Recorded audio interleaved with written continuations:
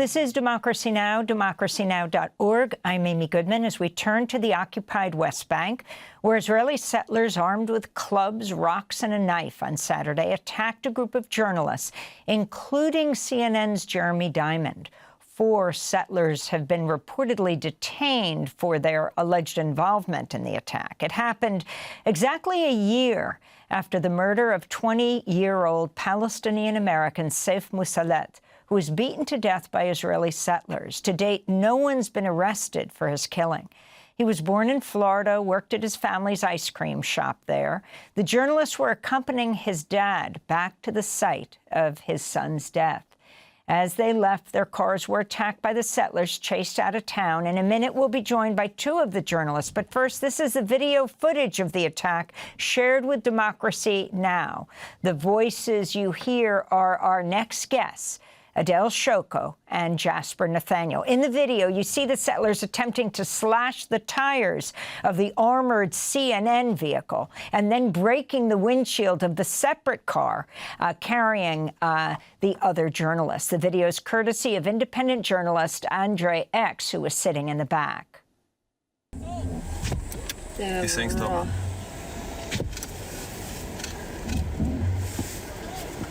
Wow, he's ready to throw a rock, look. He's threatening with the rock.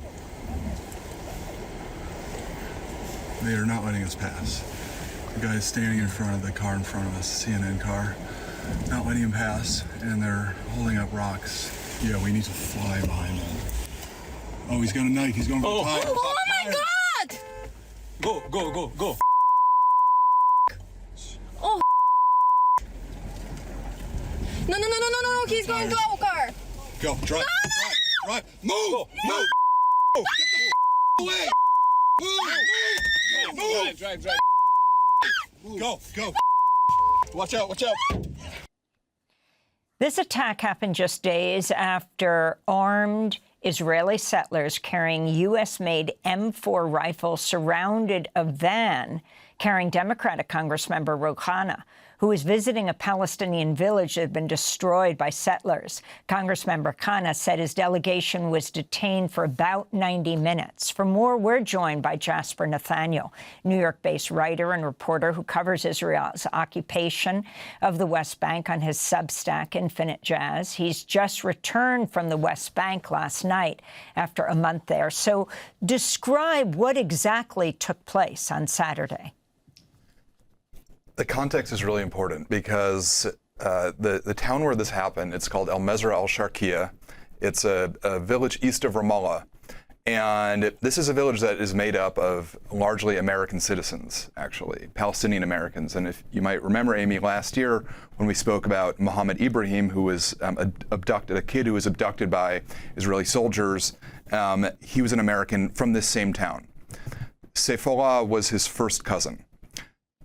1 year ago, Saturday, Saifullah was beaten to death by settlers on his own private land. And so the land that we were trying to reach is largely owned by American citizens, actually, Palestinian Americans.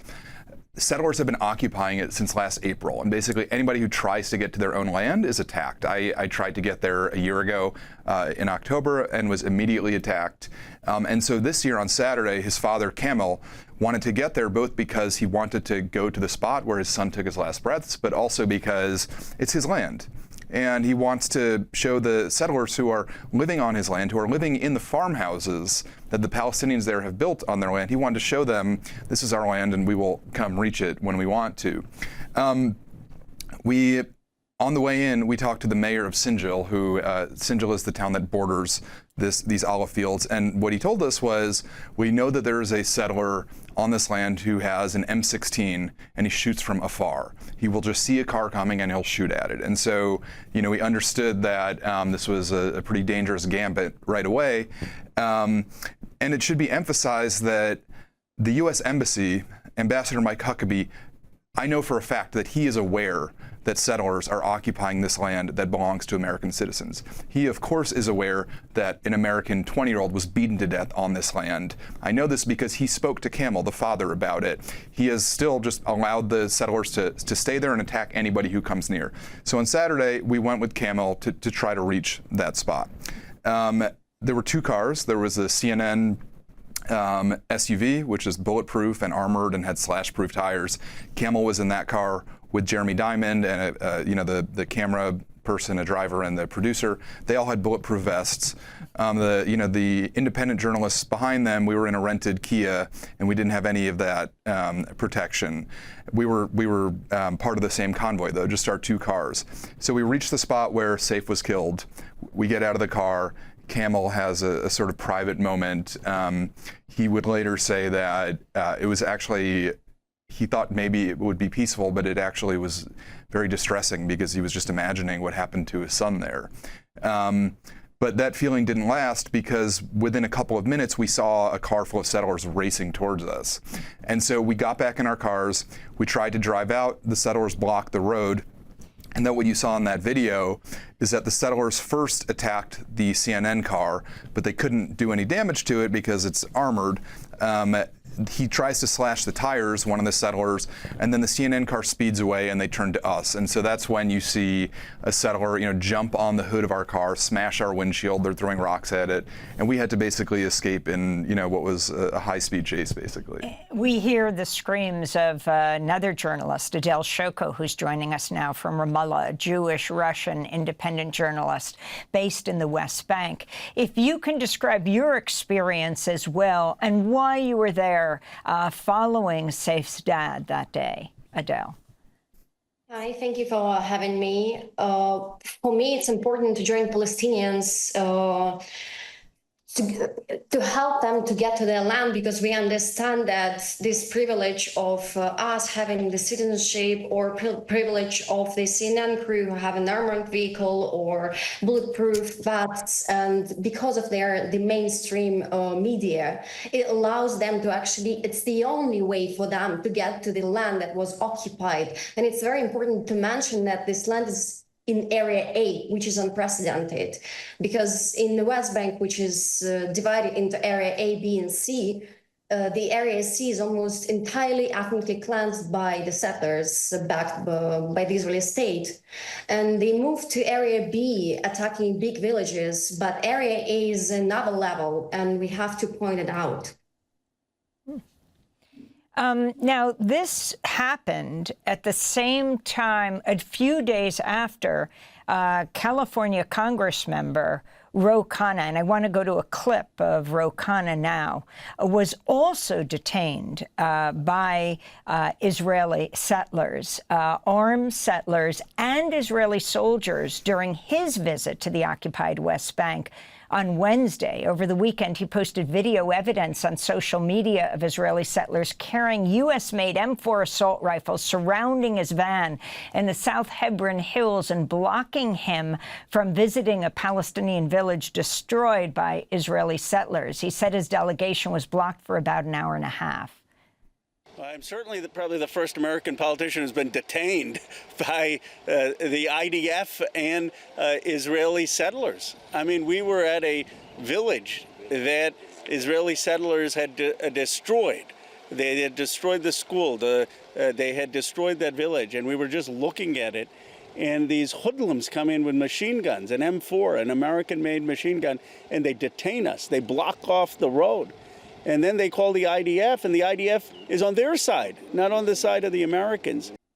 So that was Congressmember Ro Khanna. As we begin to wrap up, Jasper Nathaniel, if you can talk about these two attacks.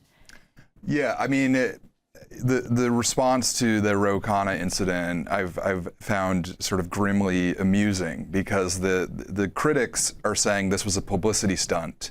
This was set up. This was rigged. They went somewhere that they weren't supposed to go. They didn't work with the Israeli embassy. The reality is, if you spend enough time in the West Bank, and by enough time I mean a couple days, something like that is going to happen to you. It's an inevitability. And, just to put a fine point on that, I was actually in the village of El Khair in Masafra Yatta right before that incident happened. Ro Khanna and his delegation visited then. I saw him there, and the people there explained what's happening to them, which is basically their land is being stolen in real time. About an hour after Ro Khanna's team left, we were attacked in that village. So very violently by a group of settlers who live in an outpost right next door. So the irony is that had Ro Khanna not gotten back on that bus and gotten hijacked, he would have actually been present during an attack, an actual violent attack.